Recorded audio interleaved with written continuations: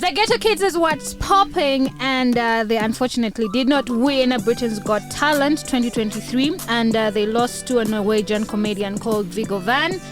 And yes, a lot of people are bumped out about it, but I mean, it's good to see that they went this far into the competition. Well, the group of 6 children that are aged between 6 and 13 years old, they did acquire a smooth run through this year's edition of Britain's Got Talent. You know, the first edition, they got the golden buzzer. They went into the semi-finals and then to the finals.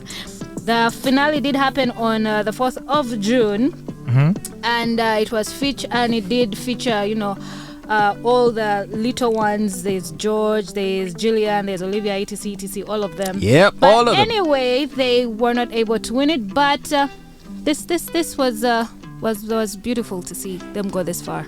So I got in trouble because I tweeted out an opinion which had to do with my views on how it is that they were put there and elevated. Mm-hmm. So this, even without really going into the quality of their performances, which even their fans say wasn't really the best. Even their most diehard fans are like, yeah, it wasn't all good, but hey, they represented Uganda and their kids, so don't say anything negative. Just close your eyes and just hype them and, you know, say nice things. Even those people will be like, yeah, it wasn't all that. But ultimately, in as far as the contest was concerned, I do feel that they were placed there specifically to attract viewers. I think the organizers had no intention of giving them the award or making them win.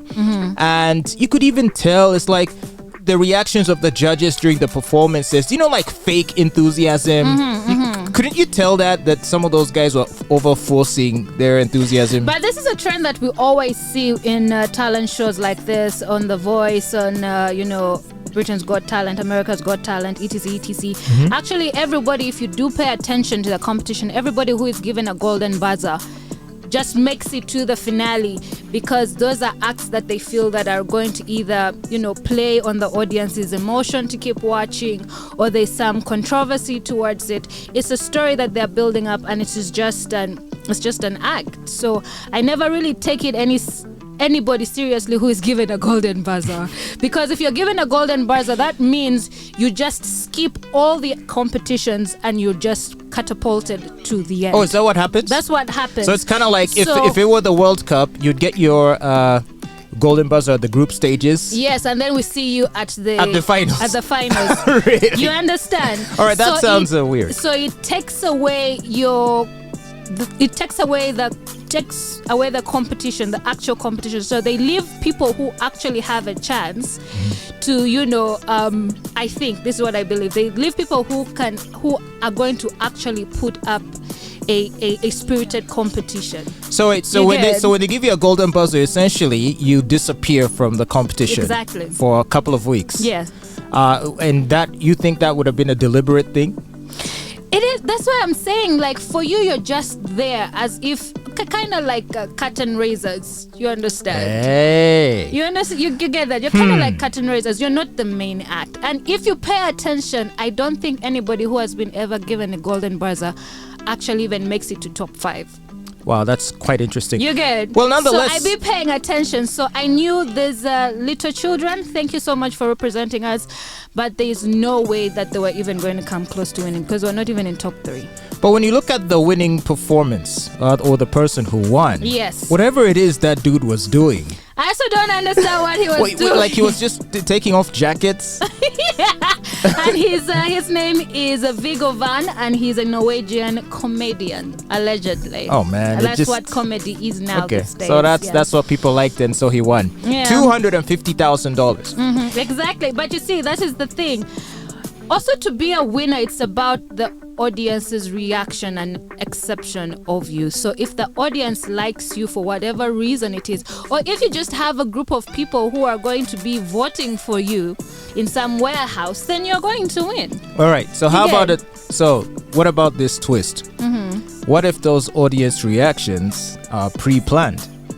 If the producers are the ones who decide how the audience reacts and to what or whom? So, for example, haven't you seen, like, whenever they're making movies about TV talk shows or daytime talk shows, like, and they're showing what's happening with the crowd, typically there's going to be someone in the audience waving a placard signaling the reaction Telling that people to sigh deeply. to sigh deeply, to say ooh, to applause, to laugh, that kind of thing. So isn't there a chance that that's also happening? But you see, there is the audience, and then there are people who actually do the voting. So the people at home are the ones who are doing the voting. And people who also watch the live audience, the live shows are also voting. But you see, there is only so much the producer can do. The producer can only just put up content that is going to trigger you to keep wanting to watch. Well, I'm giving that. I understand, and I'm really giving them the benefit of the doubt. But so let's talk about the performance itself. Now, obviously, these ghetto kids have been very, very busy. I'm sure, and I worry that they've sort of neglected to polish their craft. They're kind of just doing the same thing now. Yeah. And when I looked at in particular their second performance, or even the most recent one, it almost seemed like they were recycling some old moves we'd seen from recent videos. I think, remember the Smooth Criminal routine where they're dancing beside the toilet? Yeah. I think they did that routine at that performance. Another thing is their choice of music. It didn't really work, I don't think. The songs didn't blend well into each other. It just seemed so disjointed. For me, the performance looked very rushed. It looked like not well rehearsed. Exactly, not well. No, I think it looked over rehearsed. Actually, really? Over rehearsed. When everybody knows you have to be at this position, when you count, by the time we count, it looked over rehearsed, and they were like rushing through it. It's like they had done this so many times. They were literally doing it in their sleep, as opposed to being relaxed and enjoying and making every move hit in that moment. I don't know if you can understand what I'm saying. It's like you're just running through. All right, so what? It's like they were just running through it. That's how I felt it. They were not really giving us a moment to enjoy that katwaini thing or kadatka thingy, or the pauses, and it looks so what do you think? Over rehearsed. They did too much. So what do you think they should do now? Now that obviously it's over, and I'm guessing they're going to be receiving offers to make appearances in different places. Absolutely, yes. Or feature in different videos and productions. So what do you think they should do? Should they take a break and then sort of reinvent themselves, or should they simply seize the moment and allow their talents to be milked for whatever it's still worth? I think they should until they burn out. I think they should seize the moment 100%, because here in Uganda it's something that we have seen them do this over and over and over again. But you see, this is fresh to the Bazungu out there, okay? The white saviors. This is new for them. So let them milk it for what it's worth until they are probably tired of seeing it, because they haven't seen it. We see these kids dancing every other day. I understand, but you don't think there's overexposure?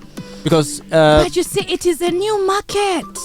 So you think they need you don't have to even strike change while the iron is hot? Exactly. You don't even need to change the product. Just take it from this market where we have seen it. We are tired. Now our children on school days and school concerts are doing these same exact moves. Now let them take it from here, Uganda, and take it to America and Europe, because they have not seen it there. So let them milk it and milk it and milk it, and I hope that they are investing while they do.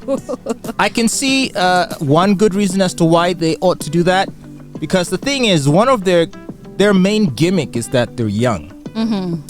If they become teenagers or young adults, they lose the charm aspect is gone. So now it's just some dancers. Yeah. Because what people like about it is that they're kids. Yes. Oh, and especially the cute little adorable girl. Yeah. When she grows tall and everything like that, and everyone else grows big, I just don't think they're going to have the same impact. Exactly. That is why I'm saying they should just take it exactly how it is packaged and feed it to a new market, because Europe and the United States and everywhere but Africa, this is new. They haven't seen it before. So let them go and milk it there. And it's probably even more profitable there. You get me? It's more profitable there. So take your money, make your money, and keep doing your thing. I've seen a lot of other, A-list celebrities, post them and share them on their social media. I've seen Viola Davis.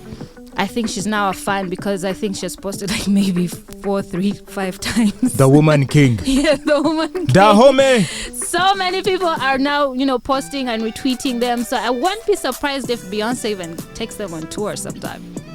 Wow. Wouldn't that be interesting? That would be very interesting, and I see it happening, and I am manifesting it for them. So please, Beyonce, Well, take our Ghetto Kids. wishing the Ghetto Kids all the best of luck. Yeah.